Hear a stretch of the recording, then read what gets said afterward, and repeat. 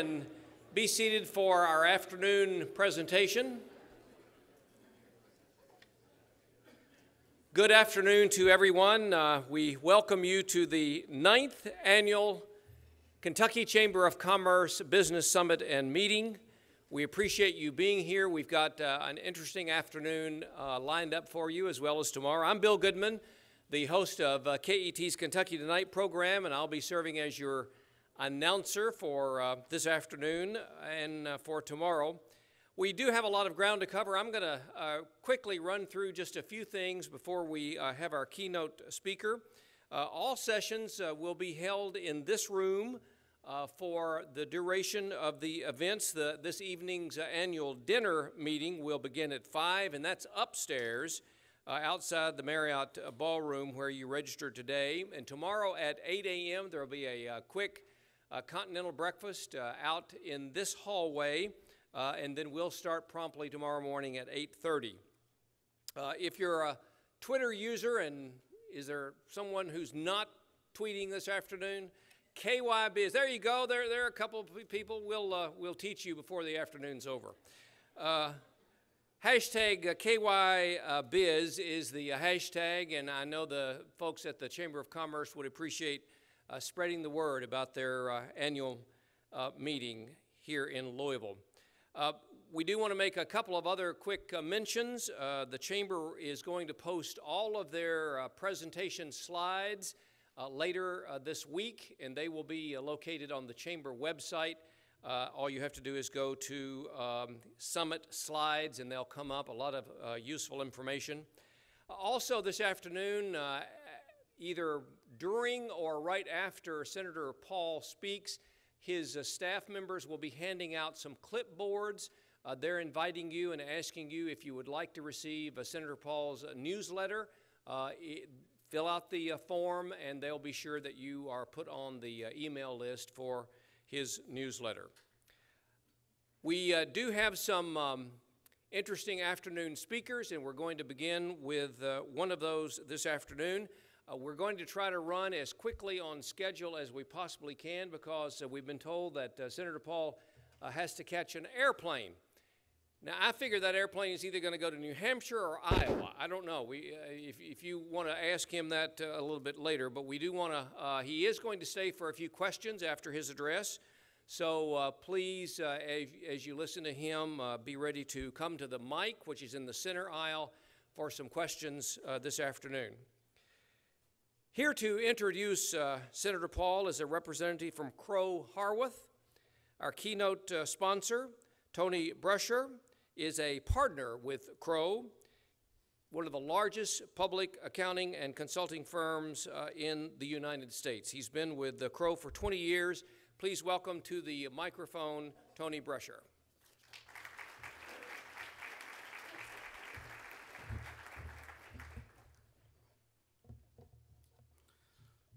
Thanks, Bill. Good afternoon, everyone. Crowe Horwath is again proud to be a sponsor of the Kentucky Chamber's Business Summit and Annual Meeting. This event continues to be one of the signature events of the year. Crowe Horwath, LLP, is the 8th largest public accounting firm in the U.S. Under our core purpose, we continue to build value with values. Crowe uses its deep industry knowledge and expertise to provide audit, tax, risk, performance, and advisory services to our public and private companies in hopes to help our clients achieve their needs. Crowe has more than 3,000 people with offices from coast to coast working to provide the best service to our clients.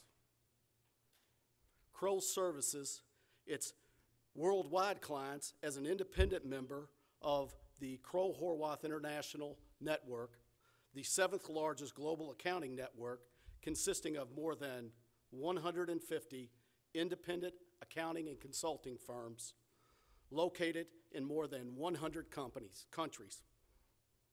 Closer to home, Crowe has had a presence in Kentucky since 1996 with offices in both Louisville and Lexington.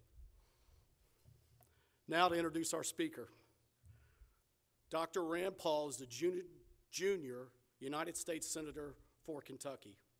Elected in 2010, he has proven to be a champion for constitutional liberties, fiscal responsibilities, and a warrior against government overreach. Among his first legislative proposals were cutting $500 billion in federal spending and a plan to balance the federal budget within 5 years. He has become a forceful presence within the Senate and a fresh new voice within the Republican Party. He's widely considered by national and state observers to be among the frontrunners, if not the frontrunner, to be the Republican nominee for president in 2016. He's on the A list of every national news organization that covers politics and government. It's an honor to have him address the summit today. Please help me welcome Senator Rand Paul.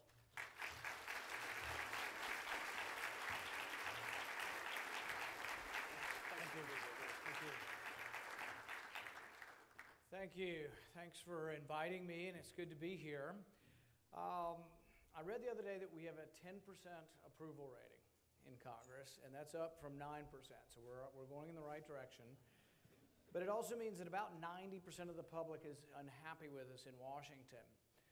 The interesting thing about that, though, is if you look at the elections then, we re-elect 96% of incumbents.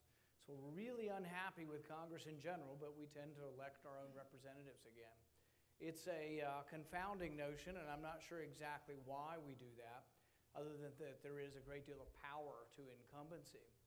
But I think one of the things that upsets people about Washington is they say, why can't you guys just get along? Men and women, why can't you just hold hands and sing Kumbaya, get along? Why is it so dysfunctional?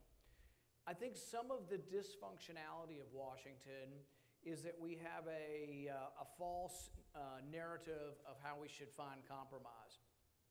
People think of compromise as splitting the difference, but we try to split the difference on enormous packages of things. So for example, the immigration bill, comprehensive immigration, it's got 1,000 moving pieces in it. Some of the pieces have 90% agreement, Republican and Democrat, but yet they're held hostage to getting an agreement on the whole thing. We have big budget deals that we try to construct. We have big deals that we try to work with the president. They almost invariably have failed. And so I'm sort of a believer that maybe we should try for some smaller deals. Maybe we should try for narrowing what we agree on. I'll give you an example in the immigration bill. H-1B visas are given to people who have science and technology, PhD, people with advanced degrees to stay in our country. 80–90% of Republicans are for this. So are the Democrats. It actually passed in the House overwhelmingly, 70–80% vote as a standalone bill. It came to the Senate, and so I stood up and said, Mr. President, let's just pass it by unanimous consent, which is a way you can pass non-controversial bills. The Democrats objected to it because they want comprehensive immigration reform. They got it and they passed it, but the comprehensive immigration reform had too much stuff in it that was found objectionable to the Republicans. And so we're at a standstill and nothing gets done, and that's why we have 10% approval. But we're trying to bite off too much instead of trying to narrow our focus. I think sometimes compromise should be not about splitting the difference, but about finding people, regardless of party, who agree with you.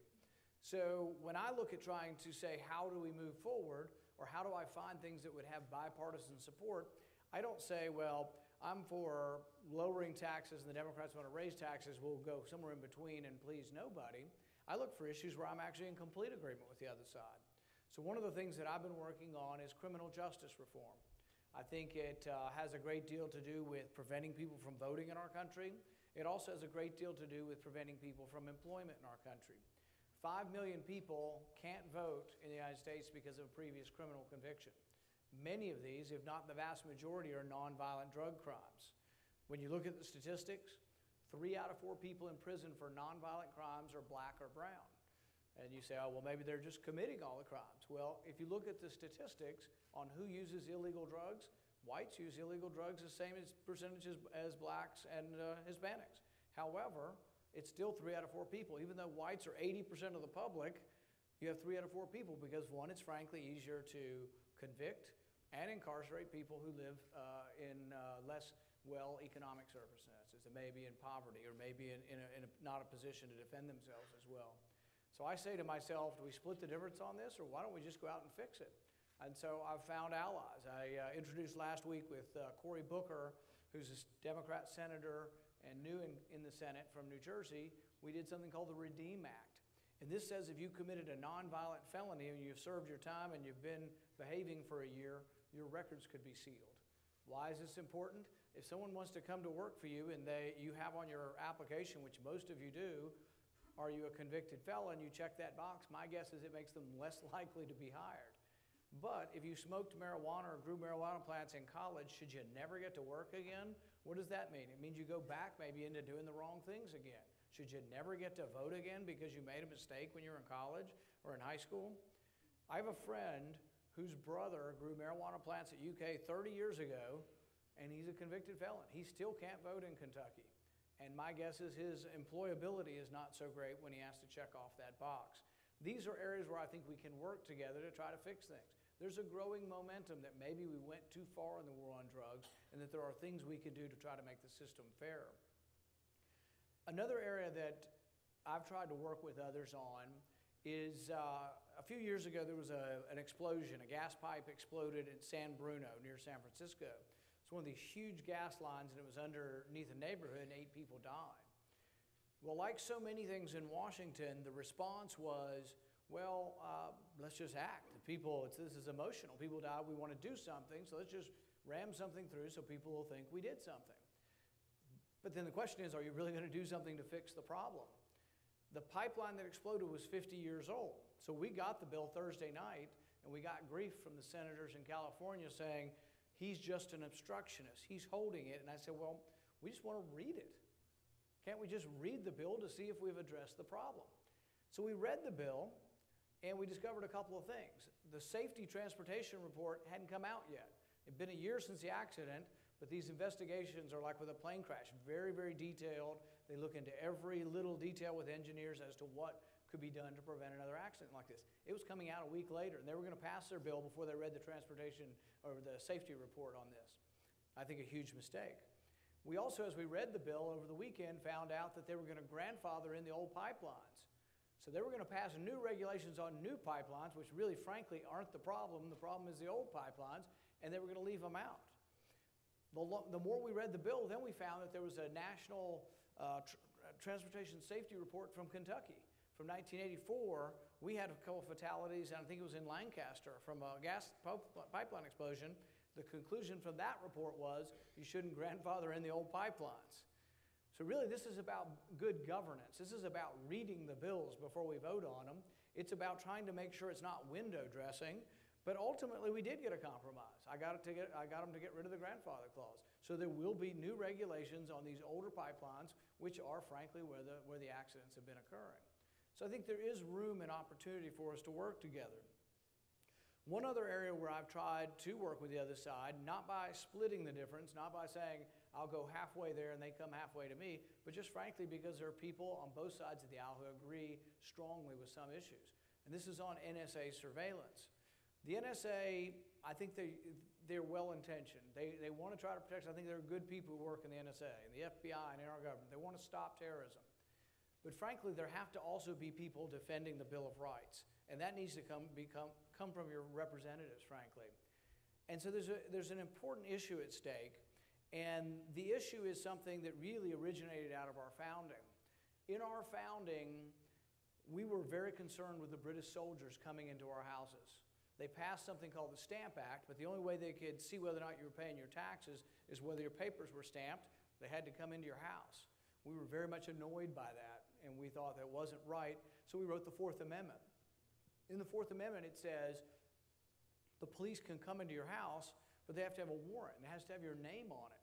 They have to say what they want, and then they have to have asked a judge, an independent body. The police don't write their own warrants. They have to go to an independent judge who's not part of the emotions of the investigation, who is supposed to objectively say whether or not there's probable cause, some evidence that you've committed a crime. An individualized warrant. One of the things we protested, though, was, and this is what James Otis wrote a lot about, was writs of assistance. These were generalized warrants. They were just blanket, and the soldiers could go to any house they wanted. It didn't really have a name on it. So we individualized the Fourth Amendment. So when Snowden made his revelations, one of his revelations was a document, and it's a warrant to Verizon. Well, Verizon's not a person. Verizon is 100 million of you with cell phones. So basically, through one warrant, without anybody's name on it, without probable cause, you have a warrant to have everyone's phone information.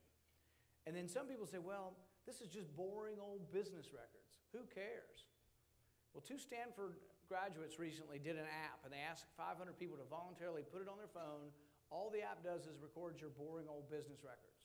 From this, they could tell the vast majority of people what your religion was, who your doctors were, what medications you took, what diseases you had, and it was an enormous amount of very private information from metadata, from things that are just boring old business records. If you want to think, well, is it concerning for the government to have metadata? One ex-CIA official says, we kill people based on metadata. Not Americans, but we kill people overseas based on metadata. Metadata is pretty damn important, and it's part of your records, but it's part of your stuff. I think that the government should have to have your name on it. And people say, well, you wouldn't go after terrorists. Yeah, I would. And I'd go after people who broke the law, too. If they want Edward Snowden's email, put his name on it and go after his email. You want his phone records? Get his phone records. If he called 100 people, get another warrant for the next 100. I don't care how many times and how deep you go into the information, just do it with a warrant. Think of it this way. If someone commits a crime in Louisville tonight, if someone commits a murder or a rape, and unless you saw them run into the house, but you think they live somewhere, the police will stand outside the house and call the judge at night and get a warrant. They almost never get turned down. And I'm okay with that. But I am not okay with not separating the power, where the police can do whatever they want and they don't have to call someone who's independent of this. But this is something that I've been able to work with many progressive Democrats on. Ron Wyden from Oregon and I work on this together. Mark Udall of Colorado, Heinrich of New Mexico. Many people who are seen as being on the left end of the spectrum. But I think part of it is the answer that party shouldn't stop us from getting to things. That it shouldn't be your political party affiliation that says, well, you're a Republican, you have to always be here. I think that's part of the frustration of the American people is we're not all completely one or the other. We may lean more Republican or lean Democrat, but some of us like some of the things Republicans do and some of the things Democrats do. I think the issue of war is that way also. I think people want a strong national defense, but they don't necessarily want us to be involved in every civil war around the globe. We now have a choice. Should we as a country send our soldiers back into Iraq? I tell people I look at this very personally. I have 3 boys, and I look at it as if I would be willing to send one of those. And frankly, if the Iraqis won't fight for Mosul, I don't see us doing it either. Doesn't mean we may not help them, that we may not sell them arms, that we may not be allies of Maliki, but I'm absolutely opposed to sending troops back into Iraq. The other thing about it is realize how confusing all of this stuff is. The group that we are worried about in Iraq called ISIS now, they were allowed to flourish because we were supporting the war against Assad. The stated goal of this administration is to degrade Syria enough that they'll negotiate. What does that mean? If you degrade Syria, it means they have less ability to respond to the civil war in their country. Is Assad a good guy? No, he's a horrible dictator. He's a horrible autocrat. He gassed his own people. Who's on the other side of this? Marauding, very radical Islamic extremists, jihadists, Al-Qaeda.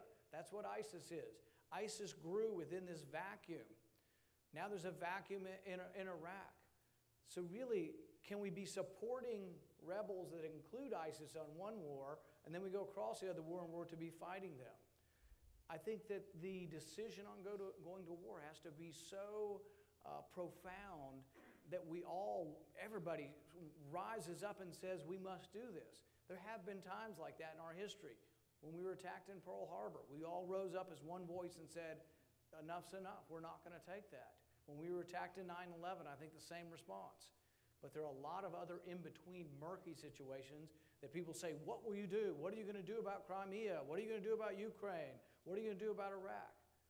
I'm not saying we do nothing. We can be and will be involved around the world, but the use of troops and the declaration of war and going to war, I think is one of the most important things that your representatives will ever vote on, and your representatives should vote. The president said when he ran, no president should unilaterally go to war without the authority of Congress. And yet, he was elected and he immediately went to war in Libya without the authority of Congress. He thought about doing it in Syria, and I think I was a small part of stopping us getting involved in Syria. And I'm glad I was there to do it. But what I'd like to leave you with is that there is room for compromise, there is room for the government to work better, but it isn't always splitting the difference. I think it's about being passionately what you're for, no matter what party you're from, but it isn't necessarily about being up there and being so much in the middle that you have no strong beliefs one way or the other. There are things we need to do to fix this country. This country has great potential, but we're borrowing $1 million a minute. The debt is over $17 trillion. You want to be scared out of your wits, just look at the debtclock.org and just watch the numbers flying off and spinning through the dials. We can't continue at this pace. But it means reevaluating everything because all resources are limited. If you want to have a safety net for people, fine. But let's figure out how we can pay for it. It may mean that able-bodied people need to be temporarily on assistance and that the people who can't take care of themselves we take care of.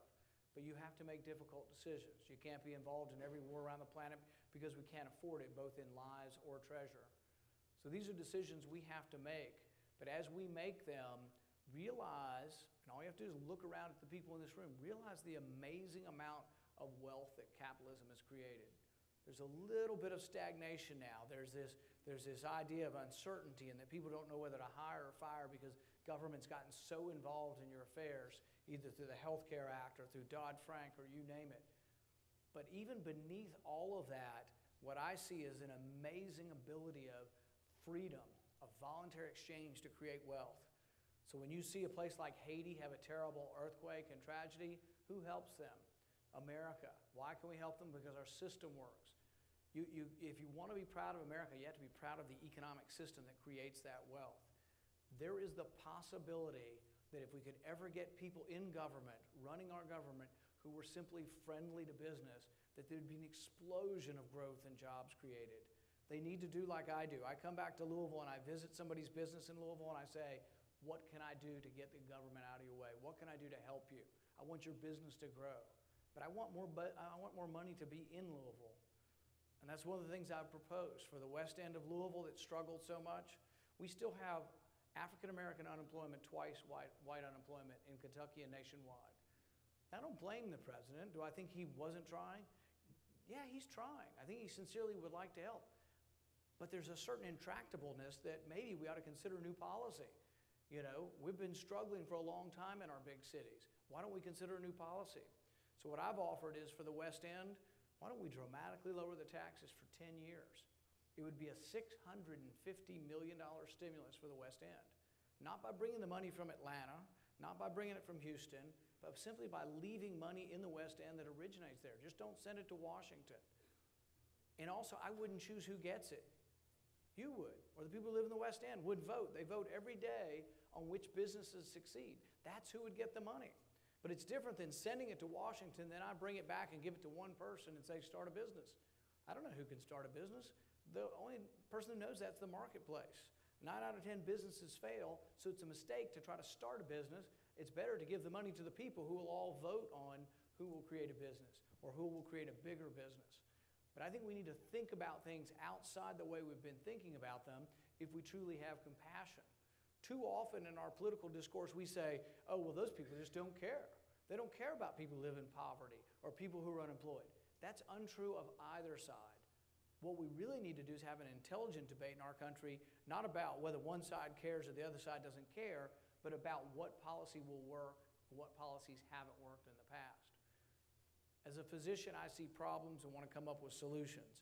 I want to be part of the solution, and I have an open enough mind to work with both sides, and I'm very honored to be your senator, and it's been a great privilege, and thank you for having me today.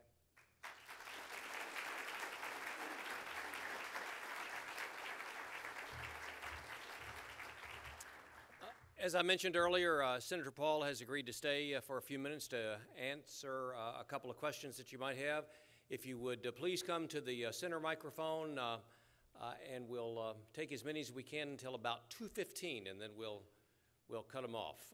Senator, I know that I heard you mention that you had a phone conversation with President Obama just, I would say, in the last 10 days or so. We don't get to call the president every day. I just thought maybe you could let us in on what that conversation was about. Yeah, and it's actually kind of cool because 3 or 4 years ago, I'm just a physician in Bowling Green. I couldn't call the president either. Now I can call him and he will call me back. So I called him about 2 things, but one thing primarily. I want to figure out how we can have more money for roads and bridges. I also want to figure out how American profit that's overseas, we could get it to come back home. Right now, if an American company earns money overseas, it's taxed at 35% after they pay whatever country they're in. So if iTunes is selling stuff in Europe and Asia, they pay taxes in all those countries, but then we ask them to pay 35% to bring it home. So as a consequence, Apple's bringing 0 home. They have $180 billion overseas. Overall, there's $2 trillion overseas, and I'm like, why don't we get that to come home? And we did it once. We did it in 2005. We lowered the rate to 5% for a year. What I would do is I'd lower it to 5% forever, and I would take the taxes that come from it and put it into the highway fund. The highway fund is short of money and has been for many years now. We spend $53 billion on highways, roads, and we bring in $38 billion. So we've got a $15 billion shortfall now in our highways and roads. This is a great situation. I was like, what's not to like? We lower a tax rate, brings in more revenue, and we can put it in the road fund. So I have been working with Harry Reid on that, and then I've kind of hit an impasse. And so I called the president, and I asked the president, will you call some of the Democratic leadership to push this? Because I know that you're for building more roads and bridges. And I got not a resounding, it was a very cordial conversation, but I did not get a resounding, yes, I'm going to push for this. Now, some may have some policy disagreements with it, but I think a lot of it is that people in Washington are trapped by the scoring mechanism. CBO and the Joint Tax Committee score these things, and they say, oh, it'll lose money. But it's very, very complicated and not true. And when we did this in 2005, they said it would lose money too, and it brought in $35 billion in tax revenue. $300 billion came home. And they say, well, that steals from future money, and it's a rising baseline, and it loses a little bit off. I don't accept any of that. I think it will bring money home. But I was going to try, the reason I called him was to try to encourage him to do that. Well, I had him on the phone. I complimented him on some of the criminal justice issues and the fact that he's given some pardons to people. There are some people who have still been in jail. We fixed some of the disparity between crack and powder cocaine, which seem to have a racial element to it. And there's still some people, though, that have been in jail 15 years for using crack cocaine, whereas predominantly white crowds that use powder cocaine were sometimes in jail 6 months or 1 year. So he's been giving some commutations to those. And I commended him for doing that, because it's hard to give commutations and forgiveness like these things, because inevitably somebody may go back and commit a crime. But is it fair to be in jail for 15 years for using drugs? I think that's out of line. You play a little golf, he plays a little bit. You think you could work this out on the golf course? That didn't work so well the last time with him. I don't know if that's appropriate for me to ask him. If he asks me, I'll play with him. Here's a question, please. Hi, a couple of weeks ago, the Department of Labor issued their preliminary recommendations for adjusting the Fair Labor Standards Act as far as overtime goes, wanting to take the current $24,000 a year and increase it to $50,000 a year for the threshold between exempt and non-exempt employees. As business people sitting here in this room, it's going to have a huge impact on the profitability of these organizations, and I just wondered what your thoughts were on that. Explain it to me again, as far as it's raising the exemption level between exempt and non-exempt employees for overtime purposes from $24,000 to $50,000. So more people would be obligated under the Yes. overtime rules. Yeah, there hasn't been much good that's come out of the Labor Department or the National Labor Relations Board in recent years, and it's led to one of the big fights we had, with the president when he appointed people and said we were in recess, and we really weren't in recess, and we said we weren't in recess. Supreme Court rebuked him on that 9-0 and said you couldn't do it. Unfortunately, in the meantime, Harry Reid got rid of the filibuster, and so now they just pass whoever they want. They reaffirmed all the same people that they did illegally. Now they're legally on the National Labor Relations Board. I think people need to look at labor relations, particularly with regard to either business requirements and restraints or government, and say, how could we get more for our money? It's like when you build schools and you build any kind of federal public project, It costs 20 to 30% more if you have to use prevailing wage. I think if we opened up government to competitive contracts, not only would you be bidding, but you would bid the lowest price, not the lowest price with prevailing wage. There's a lot of things we could do. With the overtime and things like this, the marketplace can handle most of these things. And by raising the limits, I think it's a mistake. Senator, some say that your party, which is also my party, are more biased to the 1% than the 99%. How do we change that perception? And second question, how did you do in the Senate baseball game? Senate baseball game. Whew. We lost last year 27-0. We're still bitter over that. This year we lost 15-6, and the only reason it wasn't worse, thunder and lightning came in the 7th inning, and they had to call off the rest of the game. The Democrats have a pitcher who's like 35 years old and played in college. But I'm announcing for everyone to hear, we have a Republican from North Carolina we think is going to win who played college baseball, so next year we're coming back at him. It's a fun game. Everybody wears a uniform from either a state university or a state professional team. So I wear Western Kentucky University's uniform, and it's done for charity. It's for the Boys and Girls Club of D.C. So it's a good. And what was the important question again? The 1%, the 1%. You know, I think what's mistaken about, you know, whether people are for the 1% or for the 99% is that the 1% doesn't need anything that would be to their advantage. That doesn't mean we shouldn't give it to them for other reasons. So, for example, if you're one of the 1% and I say, I want to reduce everybody's taxes, including the 1%, you can vilify me and say, oh, that's for the 1%. The 1% is already very rich, and they don't really need what they're going to get to that. And that's the Democrat argument. If they don't need it, why give it to them? The reason I'm for reducing taxes on the 1% is because I may work for them, or my kids may work for them. Somebody will work for them. There's somebody who got to be the 1% because they create wealth. They create jobs. And so if we're biased against and we say to all tax reform, we're only going to give tax cuts to the middle class and the working class. I'm for that, but if you limit it to that, you'll have a minuscule effect on the economy, because the economics of the income tax are that the rich pay the overwhelming portion of the income tax. The top 1% pay 40% of the income tax. The top 10%, which I think is about 200,000 and above, they pay like 70, 80% of the income tax. If you drop down to about 75,000, which you're getting close to what we would consider middle class now, 75,000 and above pay 96% of the income tax. So if you want to confine your tax cuts to below 75,000, I'm for helping those people, but in aggregate, you won't have a big dollar amount that you would actually help the economy. So I am not for selecting out who gets the tax cuts, because we're all interconnected to people. But I am in favor of cutting taxes, which means, the way I look at it is, I'm in favor of more money being in Kentucky and less money being in Washington.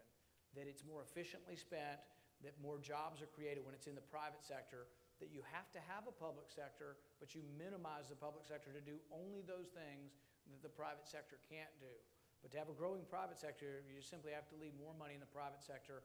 You need to not be so concerned about trying to divide people on rich versus poor and class warfare, which I think is, it polarizes the nation, but also doesn't do the economy any good.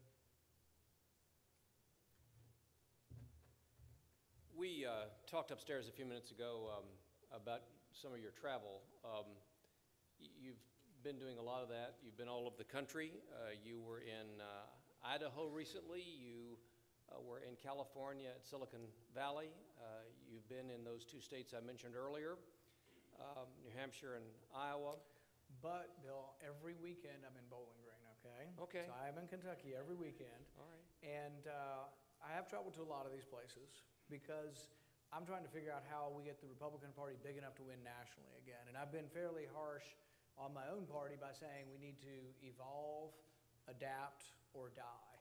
And that sounds pretty harsh, but I think as a national party, we do. We have to figure out how we're an increasingly diverse nation, and the Republican Party needs to be a much more diverse party in the sense that we need to attract votes from people from all walks of life, from all races, and from all creeds, and we need to do a better job than we've done.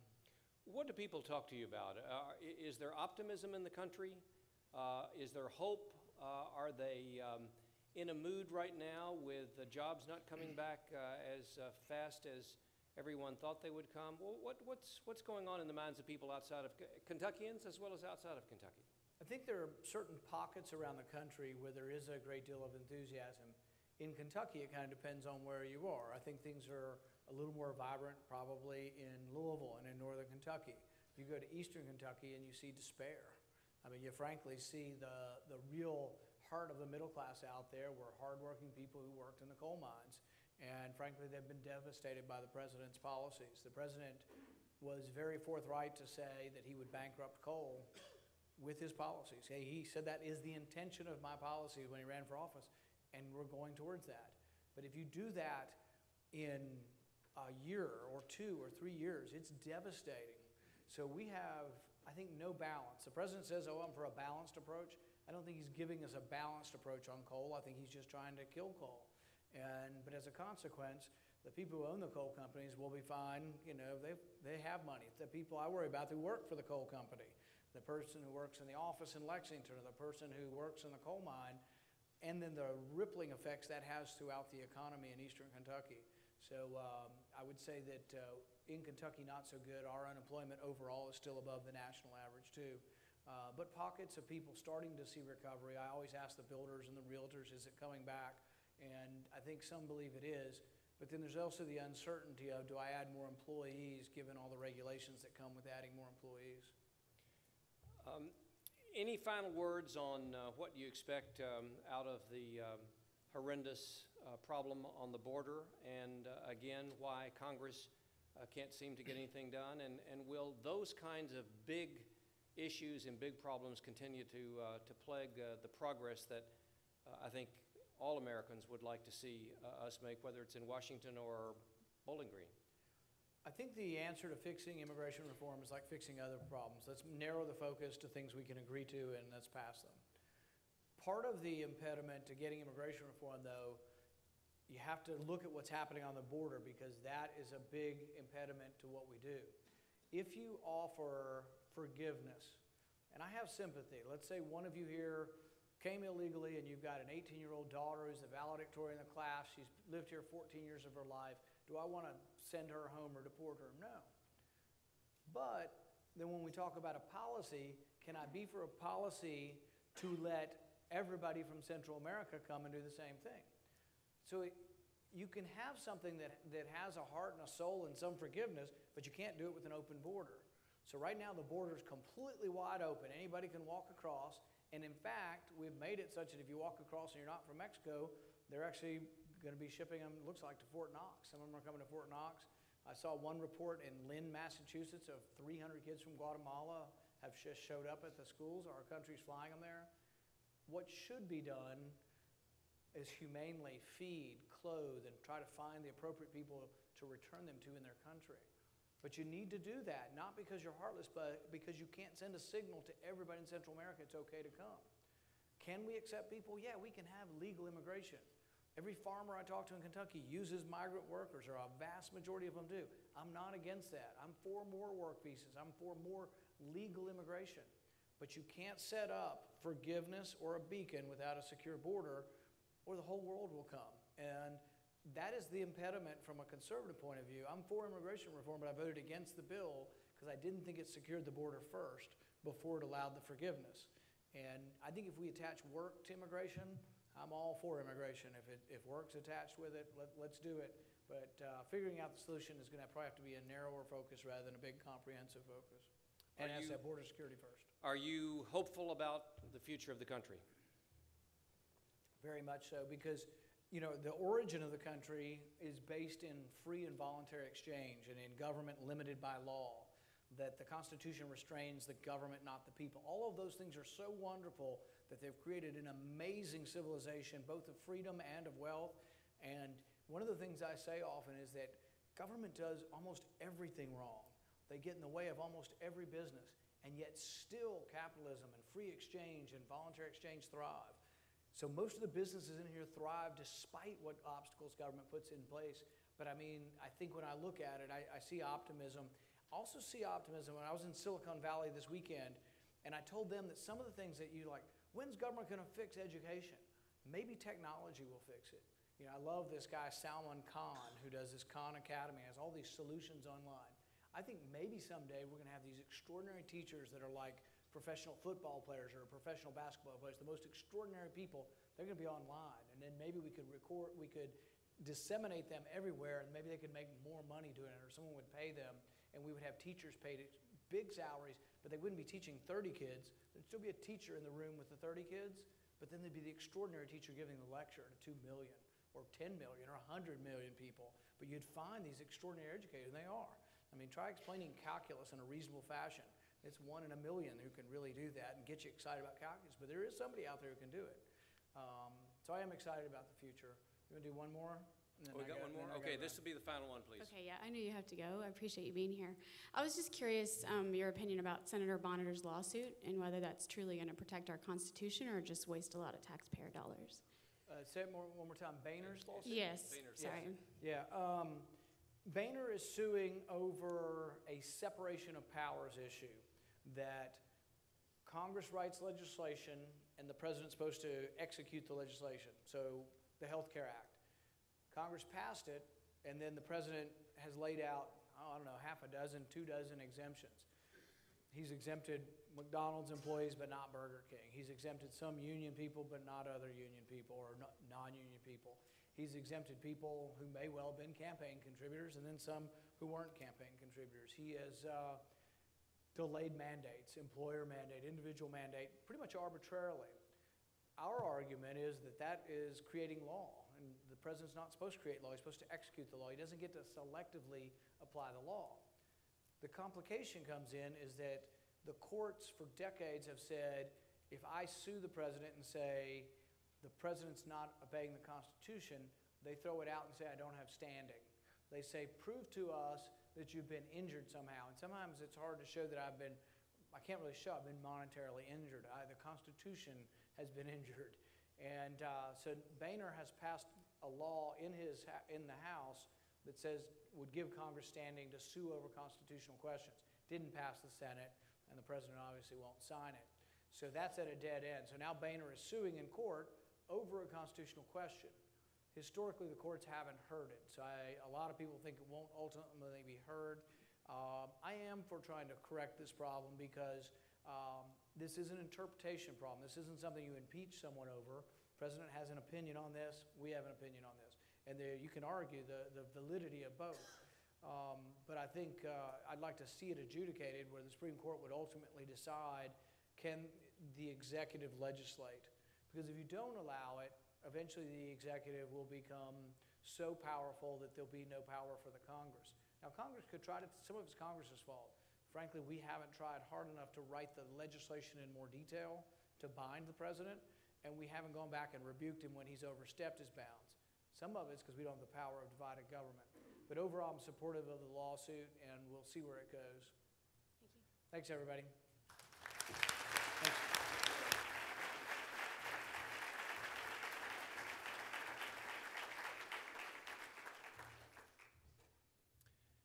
Senator Paul, thanks very much for spending part of your day with the Kentucky Chamber of Commerce. I want to remind you that if you did not know, your Wi-Fi password is Kentucky, all lowercase. If you're tweeting and Facebooking out of here or need the internet for anything, Senator Neal, you might want to, send an email to somebody right away. Great way to start the afternoon. We're now going to officially open the 9th Business Summit and Annual Meeting for the Kentucky Chamber of Commerce, and to do that is Elizabeth McCoy. Elizabeth is the president and CEO of Planters Bank in Hopkinsville, Kentucky. Planters Bank is comprised of 13 locations located in western Kentucky and Montgomery County, Tennessee. Under her leadership, Planters Bank has grown to significantly over the 17 years she's been with the bank, in assets totaling $775 million as of September 30th, 2013. Please join me in welcoming Elizabeth McCoy.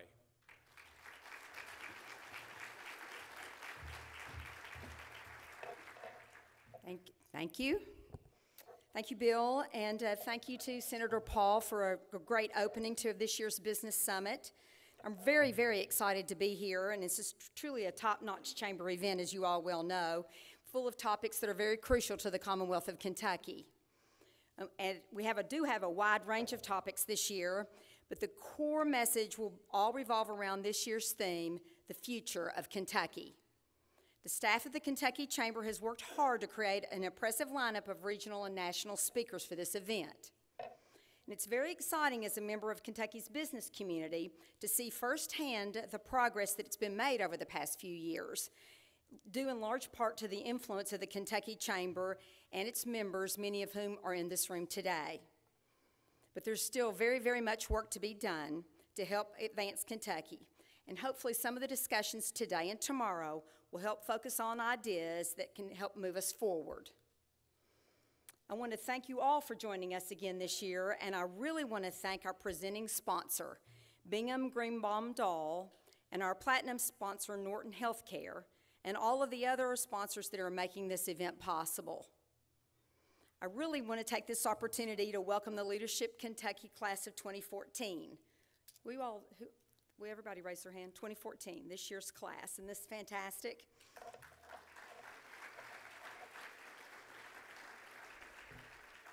There are a lot of business leaders in this year's class, 3 of whom are from Hopkinsville, so I'm proud to have my hometown represented so well. It was a wonderful experience for me personally. And let's see, how many people have been through Leadership Kentucky? So that's lots. So this is great. The Kentucky Chamber's current treasurer, Paula Hanson, was my classmate. And as you were coming in today, the MVPs that were listed, our legislative MVPs that were just announced by the Kentucky Chamber, were listed on a slide, and Susan Westrom, one of our representatives on that list, was also in our class. So you'll become friends with all the people that are in your class and continue to work with them across the state in the future. So now I'm pleased to welcome Craig Browning. Craig is the regional president for U.S. Bank's South Central Kentucky region. His primary office is located in Bowling Green, and he's been with U.S. Bank for 18 years. He's a very proud alumnus of Western Kentucky University, and he currently serves on the Kentucky Chamber Board. We're grateful to U.S. Bank for sponsoring the keynote presentation. Craig and I were colleagues for a number of years, and I count him among my friends. Please join me in welcoming Craig Browning.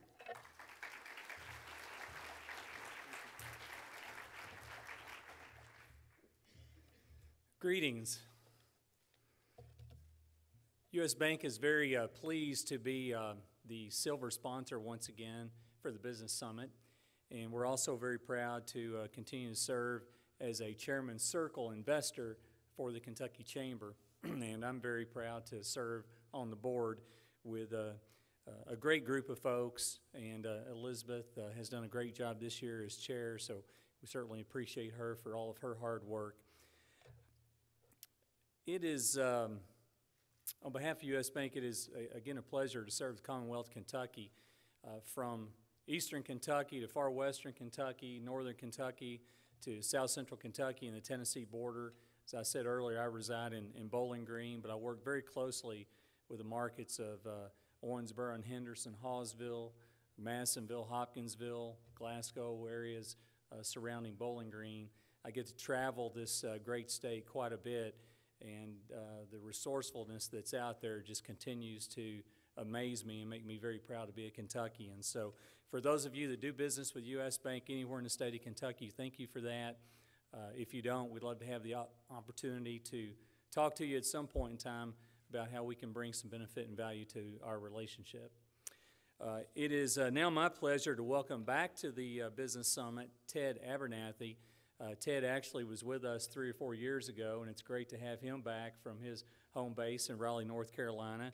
He currently is doing some work with state chambers in North Carolina, Arkansas, and Missouri.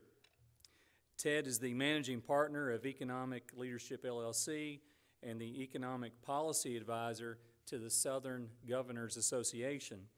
As executive director of the Southern Growth Policies Board from 2008 to 2013, Ted has worked in dozens of communities across the South, Projects have ranged from creating a community plan in Madison County, Kentucky, to collaboration engagements in Arkansas, to multi-state cluster networks and advanced materials. And in 2004, he authored Staying on Top, Winning the Job Wars of the Future. So at this time, if you would, please join me in welcoming Ted Abernathy back to the stage.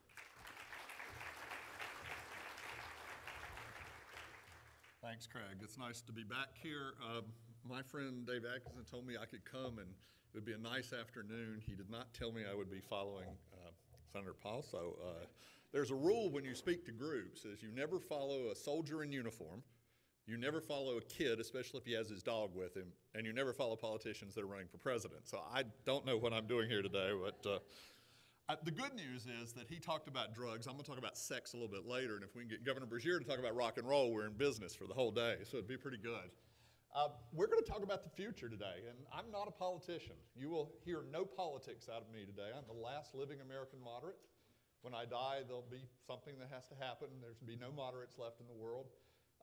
But everything I say is looking at life through math, through economics.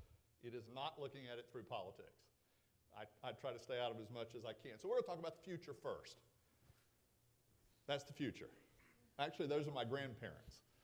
And I always start the future by looking at the past. These are the two people on the right, the gentleman with the hat and the more heavy-set later, my mom's parents. That's Rory and Margaret Clemmer. The two on the left are Janora. Nobody names their girls Janora anymore. I don't know what happened to that name. And Wade Abernathy. They died when I was in college. So they died in the 70s. All four of them died within a few years of each other in the 70s. Everybody was a farmer who ended up working in manufacturing, the textile mills in North Carolina, all four of them. All four of them were the first people in their family to ever work in a full-time job that wasn't farm. Everybody lived in a town of less than 3,000, and literally that meant living in a farm 10 miles outside the town of less than 3,000, but in a small community. The highest grade anybody ever got to was 6th. Janora got to the 6th grade. Roy quit school in the 2nd grade to become a carpenter's apprentice. But that was work for him in their life. They all raised children. And nobody ever had a passport, ever got on an airline, ever had a mobile phone, or actually ever had anything except a party line. Nobody had a computer, and nobody ever would have had a computer, even if they were alive today. And nobody owned a foreign car. Two of them owned, the two on the left owned Chevrolets, the two on the right owned Fords. And that was a never-ending discussion in our family when I was growing up as to which was better. But the idea that you would have owned anything else didn't make any sense to anybody. And that's the lens that I came into life looking through. That was what life was like the generation before my parents, right? Sound familiar to people in the room? For all of you under 30s, you're going, what? Party line. Sounds fun, but what is it? No, that's the past. So I'm from North Carolina, and I don't have anything profound to say to you today. Sorry. Except maybe that all the things we think we used to all think we knew, most of them just aren't true anymore. Most of the things that we think we knew just aren't true. They don't work the way things used to be. Now, my favorite philosopher is Mike Tyson. He's the best quote that ever walked the face of the earth, and Mike Tyson has the best quote given in the last century, which was that everybody has a plan until they get hit in the mouth.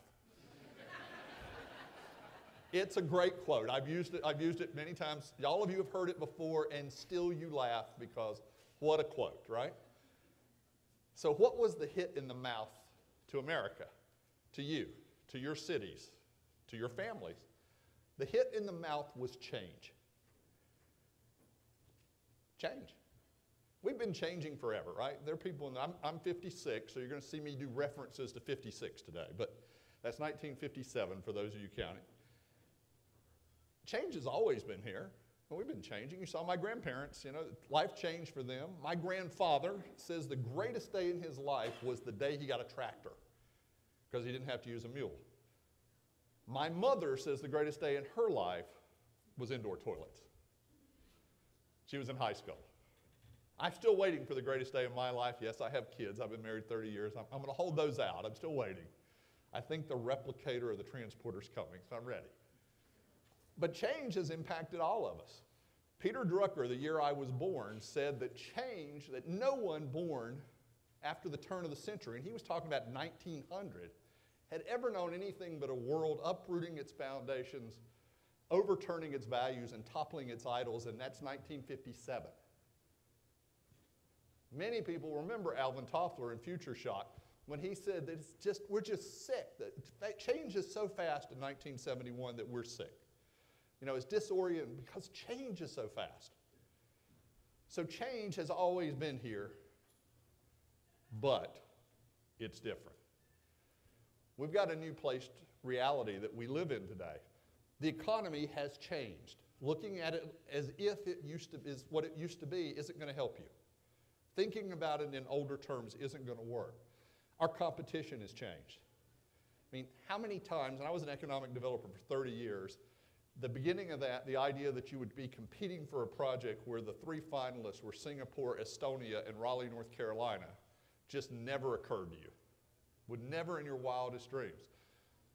Locational factors have changed. Workforce has changed. What we want from people has changed, and everything's gotten faster. So that creates what we're going to talk about today. As we think about the future of Kentucky, we're going to talk about the conundrums. Funny little word that's about problems that just don't seem to have a clear solution. You know, we get stuck. We can't get out of them. So we're going to talk about conundrums. And we're going to take a bunch of knots and we're going to turn it into ordered complexity. Can't make it simple. Life's not simple today. So we're going to try to order some of the complexity. We're going to call it trend spotting. We're going to try to look out into the future around some of the big issues.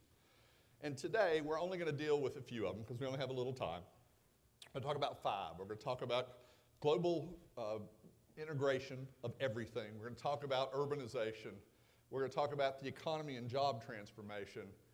We're going to talk about increasing competition. And we're going to talk about technology. And each of them sort of in the context. And we look at about 30 of these. Today, we're going to deal with 5 of them.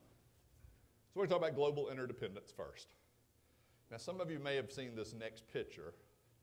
But there are more people in the world living inside the circle than live outside it. This is the world we live in. We live in a world that's tilted very oddly. And if you're a student of history, you know that throughout history, places have risen and fallen in their greatness, in their orders, in their empires. Today, a lot of people live on that side of the world. Somebody asked the senator if he was bullish on America. I'm terribly bullish on America. I think that we're the best country in the world to deal with all of this change. And I think so for a bunch of very specific reasons. Last year for manufacturing, we got voted as the second most competitive country in the world. Second, doesn't sound good. China was the most competitive, but we used to be about 6, and we keep moving back up the list. And we're moving back up the list because of the quality of the people, the energy sector in America, the quality of our higher education, and the ability for our citizens and our workers to implement technology into what we're doing. We also continue to grow. This is working age population for countries over the next, through 2050, over the next 35 years. China is going to lose a quarter of their workforce, and we're going to gain. If you look at most of our major competitors, they're not going to have the people going forward unless they change dramatically. If you look at gas and where it is in the world and what's happened in recent years, the U.S. is positioned tremendously well for new energy. This is last year's gas production. And I know I'm in a coal state, but also a gas state. Energy is going to be fluid as we go forward. There'll be all sorts of types of energy, and we're on the front end of a lot of those. We're still one of the only countries in the world who can feed itself and has enough fresh water. Water is going to be interesting in the future for a lot of places. And food, America coasts along with that. We're doing fine. We still spend more than the rest of the world basically combined on our military, and I feel pretty safe because of it. This is the U.S. GDP per capita. We talk a lot about the economy of China. This is China's GDP per capita over here, not even to the world average. And here we are at over 50,000 employee, a person. We're able to produce. So when you start looking at America, it's easy to woe is me because it sells. Honestly, it's easy to get all morose. I mean, let's face it, when we watch those stupid reality shows on TV, when they're jumping from thing to thing, we want them to fall into the water. It's fun to watch. But America's in a good position. The Global 2000 companies, still over 500 of them are in the United States. We're still, from an economic standpoint, the player. Geopolitics impacts us. We would be foolish not to pay attention. In the last 2 years, China's changed leadership, Indonesia's changed leadership, India's changed leadership, the EU just had a big vote, Brazil's changed leadership. Things change. We pay attention because our companies are integrated all over the world. You know, if you went through the room, we've done this before, pick your person in the room and start looking at everything in their pockets, everything on their back, and everything that's out in the garage, and the world just comes in real quick.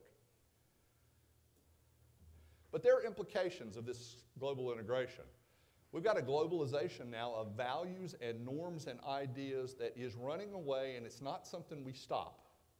We can't do it. We could try, but most of the world is a whole lot more afraid than we are because we're talking about due process of law. We're talking about education, legal safeguards for business, place of women in the workplace, concepts of civil society, all of those things that are Western and mostly U.S. exports to the world.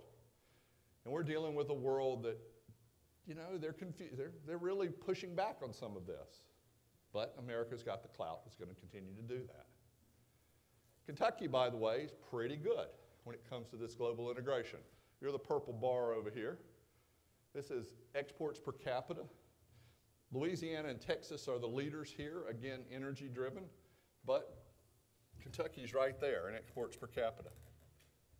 And when you look at the growth over the last few years, over 30% growth in exports out of Kentucky. Strong international presence here. Strong international companies here. When I'm asked what the single biggest thing impacting southern states is, it's urbanization. Urbanization is changing us so fast, it's unbelievable. That's what the competitors look like today. And whether you're in Berea, or in Lexington, or in some town that I've never heard of in some small part of the state, you don't get to choose who you compete against anymore. Urbanization has taken the world by storm. Today, the U.S. population, 80% of it lives in metropolitan areas. 90% of the GDP and almost 90% of the jobs are in metropolitan areas. This chart shows population by size. The bar on the far left is places of 1 million. That's their percentage growth rate. The next bar is 500,000 to 1 million. Goes all the way over, and in rural areas of the country, we're shrinking. In fact, if you're colored either purple or red on this dot, you're losing population. America is hollowing out its rural areas, and I'm from Dallas, North Carolina. I can assure you this is not something I'm happy about, but it is the nature of what's happening in Asia, what's happening in Europe, and what's happening in the U.S. There are about 3,150 counties in the United States. Half the population lives in those 146. Half of us live in the blue dots. And going up.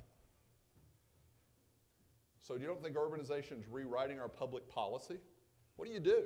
If you're a governor of a state, and you are by definition going to answer this question, I want to spread the wealth. I want every city, every county in Kentucky to be doing great. Every state says that. Every governor, and they're right to say it. But the odds get longer. And unfortunately for you, 59% of your population lives in rural areas or small cities. You're one of the highest. Not the highest. Mississippi's there at 72%. I always tell my friends in Texas, only 25% live in rural areas. Everybody thinks Texas is rural. Texas is big cities and cows. The odd oil well, but not the small cities that most of us east of the Mississippi have. And just to, this plays out every day. So if you're in a small city in Kentucky, you have a really smart person. You train the talent, you educate the talent goes and looks for a job, and what happens? Off to the city, right? And we're still there, Mom's still home, Dad's still home, but this is tough, and this is a public policy conundrum. It's not something someone did to you. It's not something that we have a way to fix if we just fix it. This is an issue, and it's a continuing issue. Technology is even more problematic, also wonderful. When you think about disruptive technologies, energy is a disruptive technology. All that gas, and all that oil, and all that new solar, and all that nuclear does things to other parts of our energy. When you think about advanced materials, steel and iron don't go as far anymore when you've got composites. You think about mobile internet. Think of the jobs that have been lost because of the gains we have. How many people in the room do not have a smartphone with them? Raise your hand. Look at that. Nobody that'll admit it sitting beside you, right? Genomics are going to change us in the next decade more than you can imagine. Robotics, cloud computing. This is the probability, I love this. This is the probability a robot will take your job in the next 20 years. The worst part for me is that economists are right here in the middle. I'm toast. I'm hoping to hang on. So I told you I was born in 1957, which means that I'm 5 years old when the Jetsons come out, right? The Jetsons were that and Johnny Quest, my favorite TV shows, right? How many of you remember the Jetsons? All right, so we're going to have a test in a minute, but how many people know how long the Jetsons ran? It was a primetime show. How long were the Jetsons on? 1 year. 1 year. Came back 20 years later, and they did some new ones, but 1962, the Jetsons in September debut. And it's projecting the future. It's set in 2062. So we're halfway there. 2 years ago, we were at the halfway mark, 50 years out. The Jetsons were wild, weren't they? Just amazing, the Jetsons. All that stuff, like flat screen TVs, and movable sidewalks, and electric toothbrushes, and automatic doors, and little robots that ran around the floor and vacuumed, video phones, and homework on tape. That was the Jetsons. 50 years from now. Now I know, they had the flying car, right? Everybody in the room just went, oh, they had a flying car. How many of you wish they had, God, that would be the one I want, is a flying car, right? Let me tell you, that's not what you want. What you want is George's job. Anybody remember what George's job was? He was a digital index operator, which meant George pushed a button 3 times a day. George's work week, 1 hour a day, 2 days a week. Pretty good lifestyle for 1 hour a day, 2 days a week. That was George. We were looking into the future, and we thought that was way out there. So then a few years later, we get Star Trek. And Star Trek is 300 years into the future. And they have all that fun stuff like flip phones, and virtual meetings, and wearable medical sensors. How many people in the room are wearing a pedometer of some sort today with those little wrist things, right? Have you seen the new iPhone and the little medical sensors you're going to wear? 10 years, max 10 years we'll take with our vitamin every morning. You're going to take a medical sensor. And it's going to read out everything, and if your blood sugar spikes, it's going to send you an email. It's probably going to send my wife an email, is probably what's going to happen. Replicators look a whole lot like 3D printers to me. Technology's just kind of jumped way out there. We think about the rest of the world in images like this. Now, we got a whole lot more places in the world today that probably look like they're about to fail. And in every one of those communities, there's another image that looks like this, with kids and technology. Now, I'm not going to tell anybody. I kind of peek, but I do this all the time. I peek to see how many of you are working on your phones while the speaker's talking.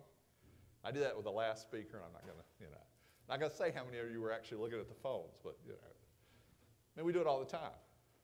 Technology has permeated everything we do, and we're at the very beginning of it.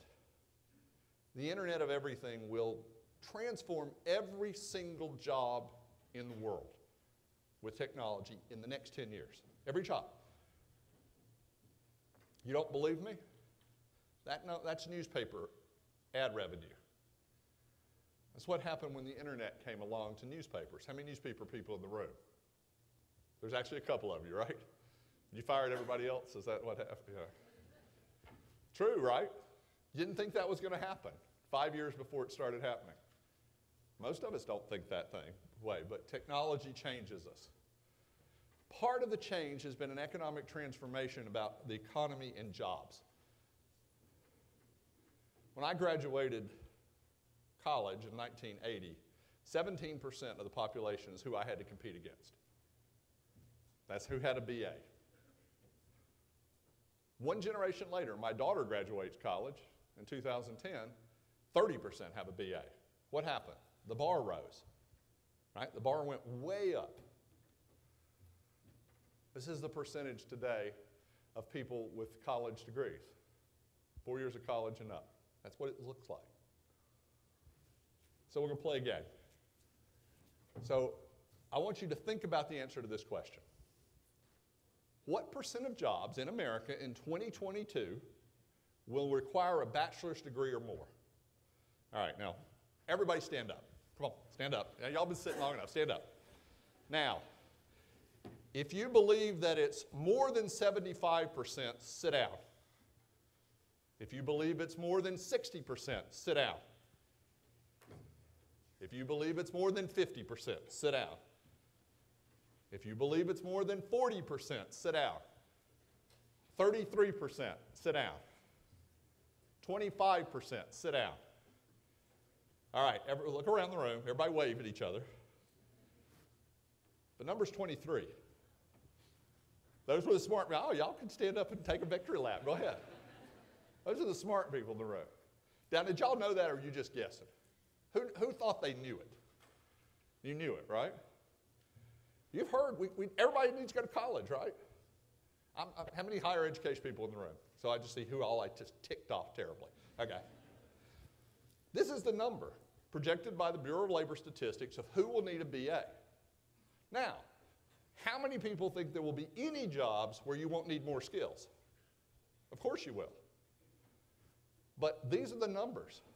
18% bachelor's, 2% master's, 3% doctorate. That's BA and above. In fact, the saddest number on the boards are high school or less, which is 2/3. Now, wait a minute, that doesn't make any sense, right? Because unfortunately, this is what the numbers look like. The more education you have, the lower your unemployment rate, the higher your wages. Everybody believes that, right? But we got a problem. Do we have enough good jobs? Are we generating enough good jobs? These are the 5 areas with the highest projected new jobs, and that's their average wages. So what's happened since the recession is that we've been generating high-end jobs, the big bubble over here, in professional and business services. We've been generating a whole bunch of low-wage jobs. This is how many jobs, this is what they pay, in the areas of food service and admin and retail sales. We've been losing some jobs up here. 3 of these are government jobs, federal, state, and local, higher wage, lots of losses, and the other one's information technology, which has more efficiency every year, and so you need fewer and fewer people to do it. I know some of you how many people are STEM fanatics in the room? A lot of jobs for STEM. Most of them don't require a BA.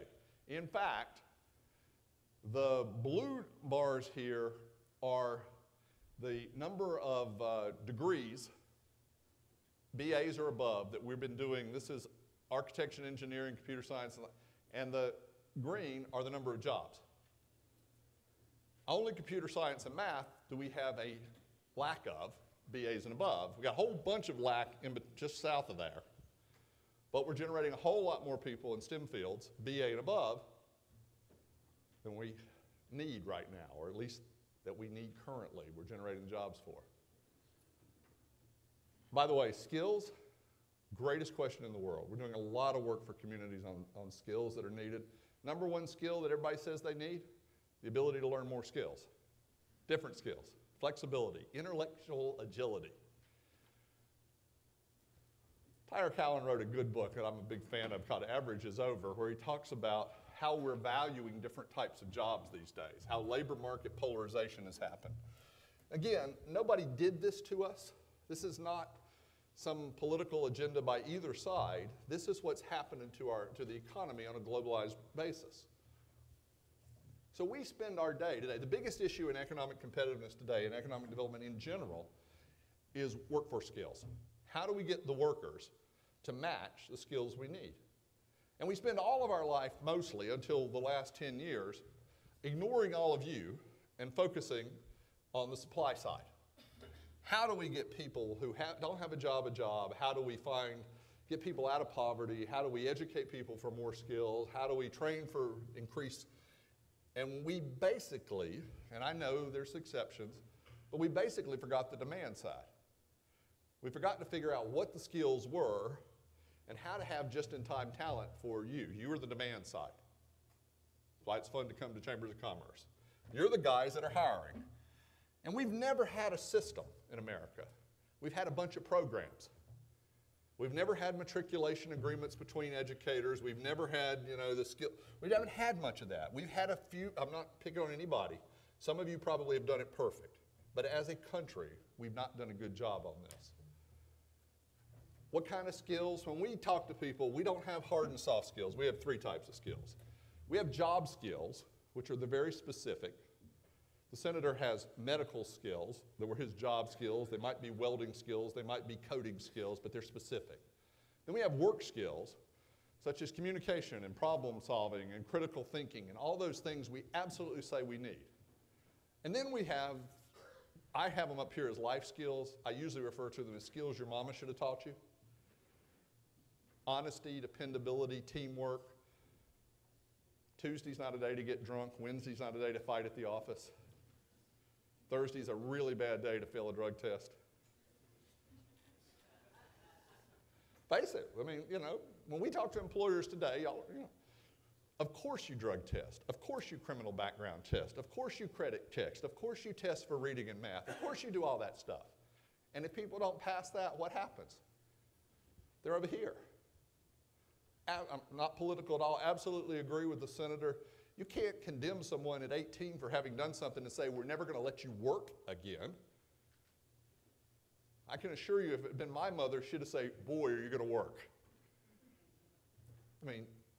So when we think about skills, this is the complexity as the economy changed that we have to deal with.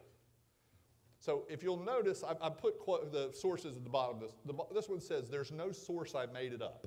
So I want to be honest with everybody up here. I made it up. So here's the question. Are your demands rising faster than the ability of our citizens?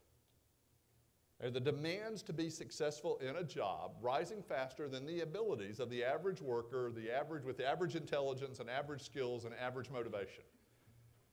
Is it higher than, is that the gap? Because I don't know. This isn't Lake Wobegon. Everybody's not above average. And if as an employer you expect everybody to be above average, there's an issue, right? We're doing around the whole South for the Delta Regional Authority a series of workforce things. We're going to be in Madisonville Community College in September around reimagining workforce, what it is that you can do to try to make this more systemic in the way we approach it. My favorite cartoon, for those of you in the back, it says, we're looking for someone with the wisdom of a 50-year-old, the experience of a 40-year-old, the drive of a 30-year-old, and the pay scale of a 20-year-old. Y'all all laughed, but the truth hurts, doesn't it? boy, are we getting more competitive. Everybody's more competition these days. How many of you read Clifton's book, Coming Job Wars? Yeah, one of my favorites too. The Next America is one of my favorite new ones to read. So let's see if we can vote on this now. So let's talk about the national economy. We're going to let y'all give it a grade. National economy, A, B, C, D, F. So national economy A, B. You don't have to be ashamed to sort of raise your, I mean, he went B, but nobody else raised their hand, so he went like this. That's great. C's, D's, F's. All right. Your business, A's, B's, C's, D's, and I'm sure if you had an F, we wouldn't want you to raise your hand, and you probably wouldn't be here anyway, right? So it's funny, when I talk to groups, the businesses are always doing better than the economy. I haven't figured that one out quite yet. This is my explanation of the economy. Actually, the economy is doing okay. We just don't know what's behind us, right? This is global unemployment rates. We're at 6.1%. I know we can argue the methodology, and we can if you'd like. But if you look at Europe, they're still almost at 12. India's still almost at 9. This is what's happened over the last 3 years. Europe's unemployment rate's actually gone up.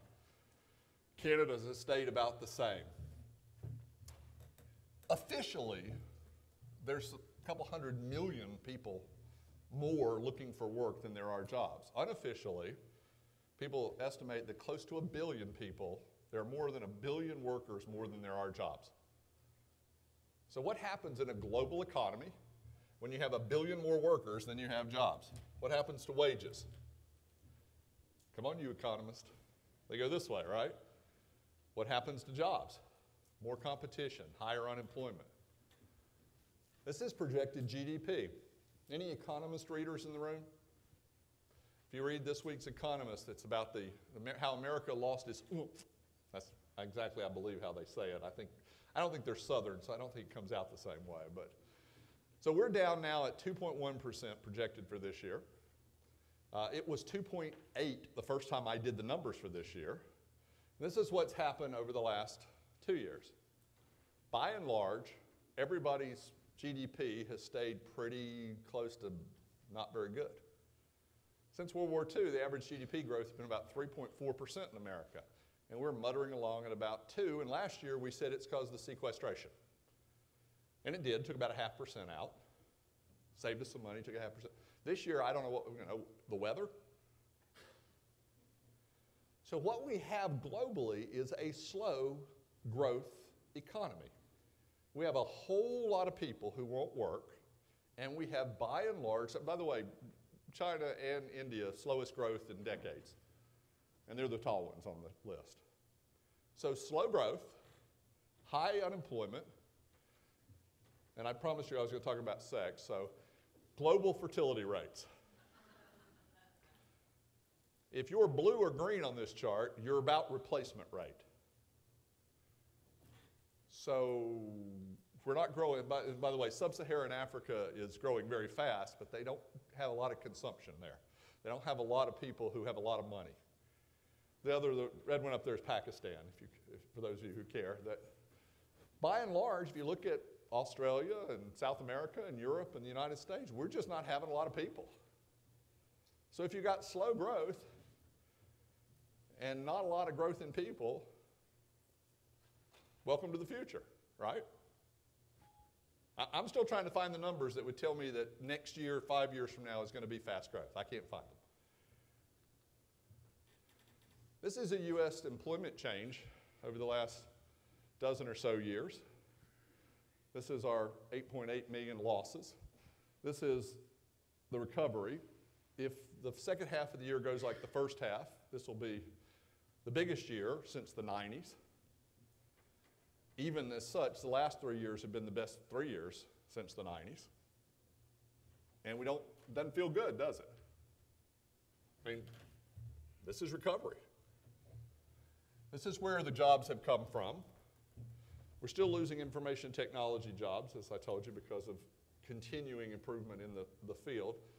But the two areas with the big growth are trade, transportation, and utilities, and professional and business services.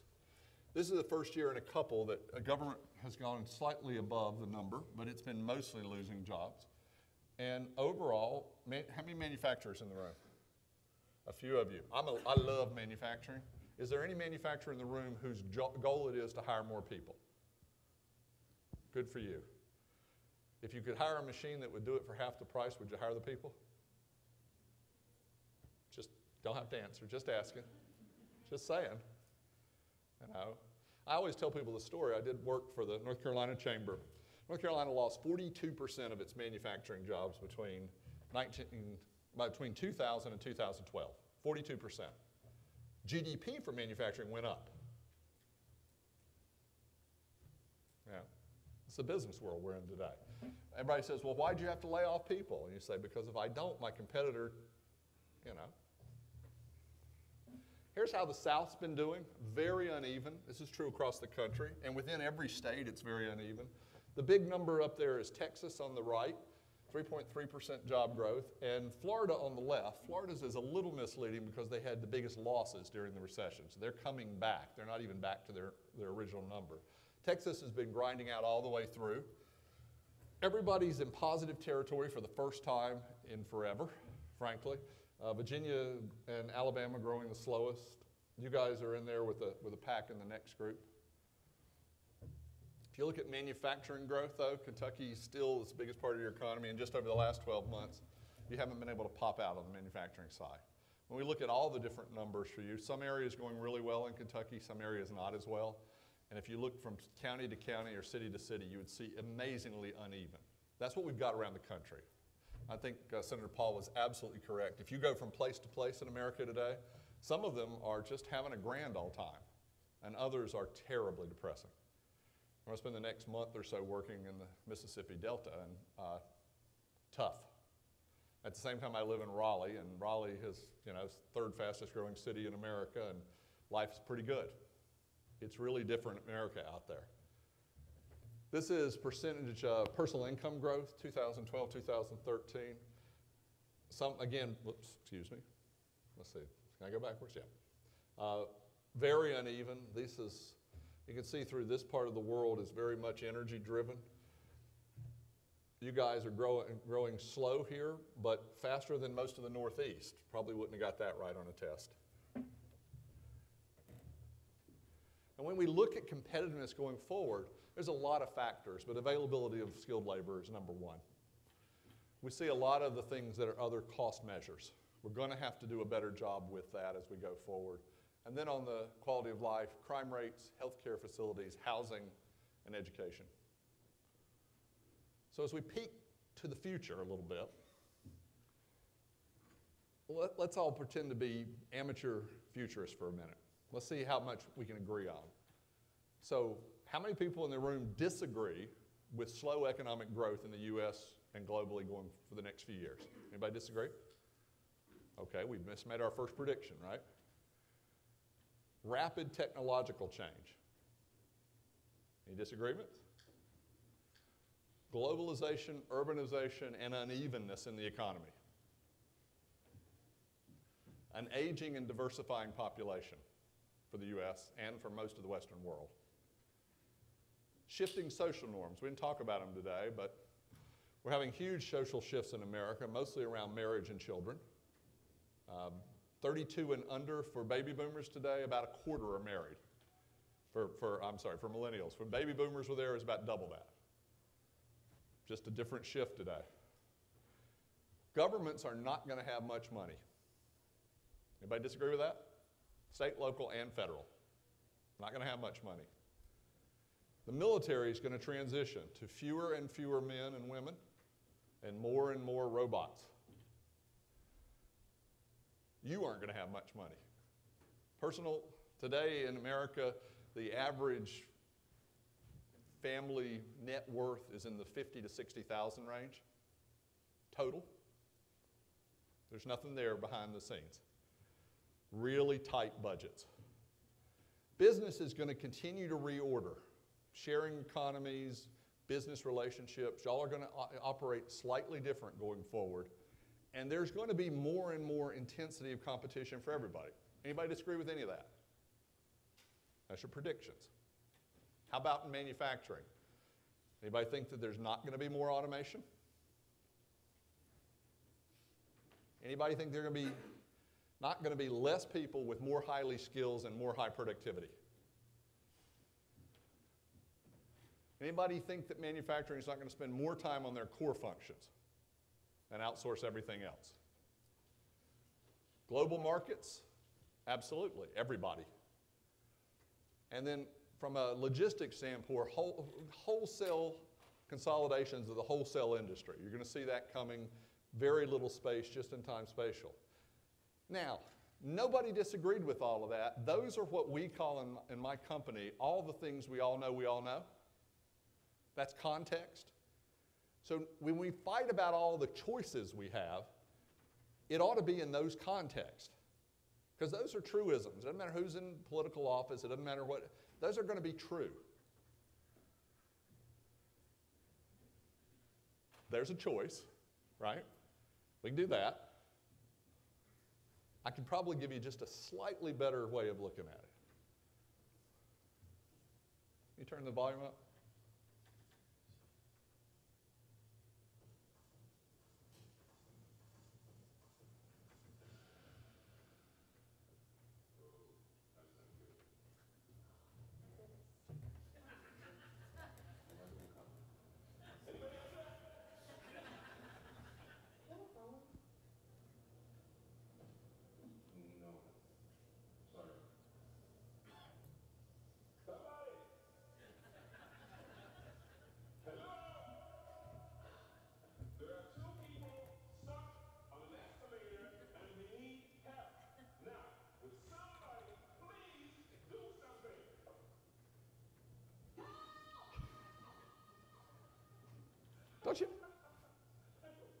Don't you think that's the way we feel most days? I mean, really, honestly. You think about, oh, I don't know what to do. Y'all all knew almost everything I said to you today. It's complex. It hurts your brain to think about all that junk. But it is the context in which you think about the future. And for Kentucky, you're going to think about a future where globalization is going to create opportunity, where urbanization is going to create winners and losers, and you're going to have to figure out how much and what do I do to spread that wealth, where technology changes every business in the state, where businesses buy and sell each other all the time and they come and they go. I always tell people when I got, on my resume, I was the executive vice president for the Research Triangle Region's economic development for a while. When I first got there, you know, some of the biggest employees, IBM made PCs there, and Nortel and Cisco and Ericsson and Sony. Well, Nortel's gone, Ericsson's gone, Sony's gone. IBM doesn't own PCs anymore. And yet, you know, we're doing pretty well. But we're not doing well because we held on to what we had. We did well because we built the foundations of what made the state competitive. So I started with my grandparents. Those are my parents. And they used to say this one thing to me over and over and over again, which is figure out what matters and what you can control and focus on the intersection. They didn't say it that way, but figure out what you can. So in Kentucky, moving forward, what can you deal with? Well, you can look at your economic competitiveness every year, every time your legislature's in session, every time your Chamber of Commerce does a plan. What is it that drives economic competitiveness? You can figure out what your differentiated value proposition is. I know that sounds highfalutin. It's not meant that. What makes you better for some companies? What makes you better for y'all? What is your proposition? Because you can't go around and say we got great quality of life and our employees are wonderful. Every single state in America says that. Every country in America practically says that. Every country in the world says that. You're going to have to attract, retain, and grow talent. Because people is what it's about. You're going to have to figure out how to train and retrain them over and over and over again. This is a cycle that we used to live in that I grew up in. Born, educate, work, retire, die. If anybody in this room has the same skills 10 years from now, you are not going to be productive. How do you train, how do you retrain a 50-year-old? How do you take a 19-year-old who dropped out of the core system and get them back engaged? States that can do that will they will win. Global IQ. Every citizen in Kentucky needs to understand the world they're in, and it's a world. How do you mitigate uncertainty and risk? You don't overregulate. You don't switch things over and over and over and over and over again. As businesses, you need certainty. You need to do that. And you need speed and ease for business. I'm for making sure you guys don't screw up the world too, but let's face it. If you have uncertainty and risk, you will not perform, you will not hire, you will not profit. So those are the things you work on going to the future. When we look outward, you know, everybody wants to see around a corner. That's what we do a lot of work with private businesses, and everybody wants to see around the corner, and they think that somehow or another there's some magic out there that we can predict the future. And the only reason that you want to see around the corner is because you get to the corner so much faster than you used to. If you think about this circle, I mean, you can always see out there, but it took 8 years to get to that corner. Now it takes 8 months. And so you have to anticipate. Well, what we tell people, they're linear future things that are just going to happen. Demographics is my favorite because it's just math, and you know, I'm 56 today, and I know that 2 years from now, if I'm still here, I'll be 58. It's a great prediction, right? I might be a tiny bit shorter, but you know. We can predict some things. Some things are cyclical. Business cycles are cyclical, seasons are, we know cycles. The other things are tangents. We don't know what's going to happen in global politics. We don't know what's going to happen with our elections and our choices. Public policy is almost never about finding an answer. It's almost always about making a choice. And we've got to make choices that make us more competitive as a state. So I appreciate the opportunity to be with you. Dave, I'm sorry you put me behind the senator. I wish, but if y'all can convince Governor Brazier to talk about rock and roll, we're all going to be in business. So thank you.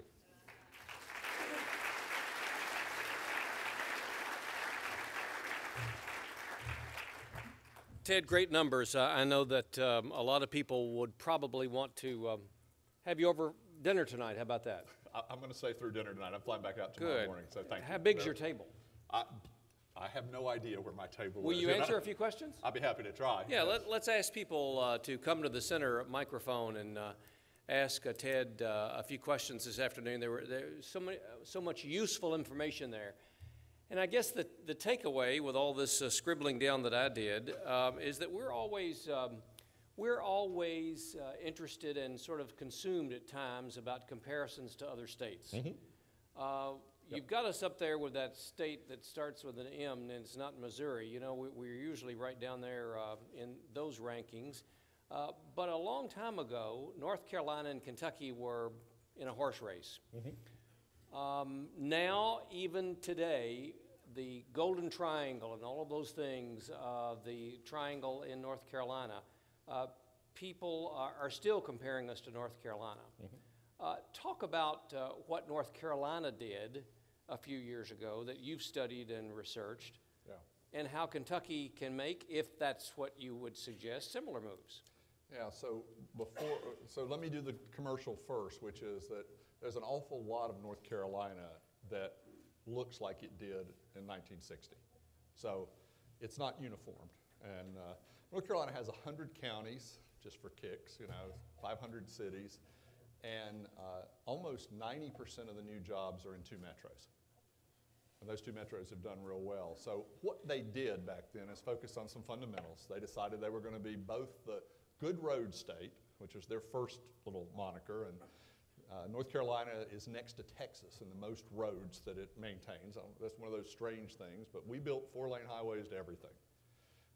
We thought we had to back then. We don't. North Carolina, how many people have been to the Outer Banks of North Carolina? We don't have any place that you can put a big old deep port because the sand keeps moving on us. So we decided airports and roads and focused heavily on that. We've got 2 smaller ports, but that was part. The second was to bet on the universities, heavy. We are lucky to have a couple really big R1 research universities that are public. North Carolina State and the University of North Carolina both bring in about $600 or $700 million a year in research. And then I went to the University of North Carolina, so we're also lucky to have Duke. Oh, God, that hurts so bad. I hate when I have to say that. But we're lucky to have Duke as one of the wealthiest private universities in America, and just a huge, they bring in just a ton of research money. So that was part of it. Heavy focus on early childhood education. A lot of work on connectivity for innovation and entrepreneurship. I mean, it was basically putting bets on places that they thought worked. Some of it didn't work. You know, there's a bunch of bets where people look back and say, boy, remember when they put the money in that? But they tried and focused on that. The early childhood part of that equation, talk a little bit about that. Was it just investment? Was it done from a study first? Did they take all the research that shows that that's where you should put your money? Yeah. So it's a delicate issue from a family standpoint, but I've never seen research that shows that helping kids learn early is a bad investment. So kids, I mean, any developmental psychologist or medical doctors in the room, I mean, by the time you've reached kindergarten, you've already imprinted a lot of your ability. And yeah, you can make it up, but it's hard. So that was trying to have more at 4 and pre-K and Smart Start, and there's a bunch of programs in North Carolina, but trying to focus on those was real important early on. We're no different than any other southern state right now in that our politics are debating a lot of issues and what to do next and how to swing here and there. And, you know, that being the last American moderate, I'm one of those guys who says try to find the right solutions in the middle. Doesn't have to, back to Senator Paul, I'm not compromising the center, but I'm trying to find a solution that kicks the can down the road as opposed to back and forth across the road. Good way. Any questions at all for Ted? We appreciate him being here. You are always welcome to come back and let us know what's going on. Thanks for the numbers. Appreciate it.